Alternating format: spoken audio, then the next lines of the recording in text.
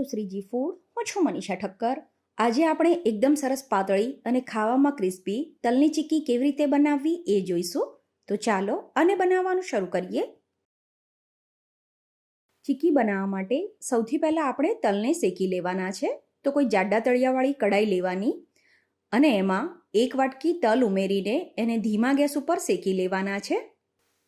તલ સરસ રીતે શેકાઈ જાય એટલે ગેસ બંધ કરીને શેકેલા તલને એક થાળીમાં લઈ લેવાના. હવે એ જ કઢાઈમાં એક નાની ચમચી જેટલું ઘી ઉમેરવાનું. ઘી વગર એકલા તલ અને ગોળથી ચીક્કી બનાવવી હોય તો પણ બનાવી શકાય. ઘી થોડું ગરમ થાય એટલે આપણે જેટલા તલ લીધા છે એનાથી થોડો વધારે ગોળ લેવાનો છે. તો 1/4 વાટકી જો તલ લીધા હોય તો 1 વાટકી ગોળ લેવાનો, અને જો 1 વાટકી તલ લીધા હોય તો 1 વાટકીથી થોડો વધારે ગોળ લેવાનો છે. અને ગોળનો ભૂકો અથવા તો ગોળને ઝીણો સમારીને લેવાનો, અને ગોળ એકદમ સરસ પોચો હોવો જોઈએ. હવે આપણે ગોળનો પાયો કરવાનો છે. તો મીડિયમ ગેસ ઉપર આને સતત હલાવતા રહીને કૂક કરવાનું. અહીંયા મેં કોલ્હાપુરી ગોળનો યુઝ કર્યો છે. આના બદલે તમે દેશી ગોળ ખાતા હોય તો એ પણ લઈ શકો છો. જેમ જેમ ગોળ કૂક થતો જશે એમ આ રીતે એનો કલર બદલાવા લાગશે. ગોળને એકદમ સરસ ડાર્ક કલરનો કૂક કરવાનો, એટલે કે એનો એકદમ સરસ કડક પાયો કરવાનો છે. તો જ આપણે જે ચીક્કી બનાવીએ એ એકદમ સરસ ક્રિસ્પી બનશે.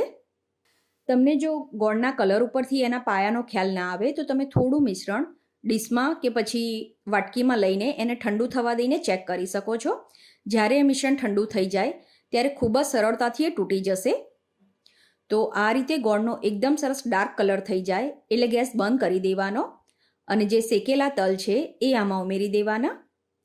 ફરી ગેસ ચાલુ કરવાની જરૂર નથી. બંધ ગેસ ઉપર જ આ ગોળના પાયામાં તલને મિક્સ કરી દેવાના. આ રીતે બધું મિક્સ થઈ જાય એટલે આને કિચન પ્લેટફોર્મ ઉપર લઈ લેવાનું, અને કિચન પ્લેટફોર્મ ઉપર પહેલાં થોડું તેલ કે ઘી લગાવી દેવાનું છે. હવે વેલણની મદદથી આને એકદમ સરસ પાતળું વણવાનું છે. અને આ જે વણવાની પ્રોસેસ છે એ થોડી ક્વિક કરવાની છે, કેમ કે આ મિશ્રણ ખૂબ જ જલ્દીથી ઠંડુ થવા લાગતું હોય છે. તો તમારે જેટલી પાતળી ચીક્કી બનાવવી હોય એટલી પાતળી આને વણી લેવાની. અને ચીક્કીને વણી લઈએ પછી આના ઉપર આપણે જે પ્રકારના આના પીસ કરવાના હોય એ પ્રમાણે નિશાન લગાવી દેવાના. ચીક્કી એકદમ સરસ ઠંડી થઈ જાય એ પછી આના ટુકડા કરી દેવાના છે. તો તમે જોઈ શકો છો આ ચીક્કી એકદમ સરસ પાતળી અને ખાવામાં ખૂબ જ સરસ ક્રિસ્પી બની છે. તો તમે પણ આ રીતથી આ એકદમ સરસ પાતળી અને ક્રિસ્પી તલની ચીક્કી બનાવીને જરૂર ટ્રાય કરજો. ફ્રેન્ડ્સ, આની સાથે જ મેં ચેનલ ઉપર બીજી પણ અલગ અલગ ટાઈપની ચીક્કીની રેસીપી તમારી સાથે શેર કરેલી છે, અને ડિસ્ક્રિપ્શન બોક્સમાં મેં એની લિંક પણ આપી છે.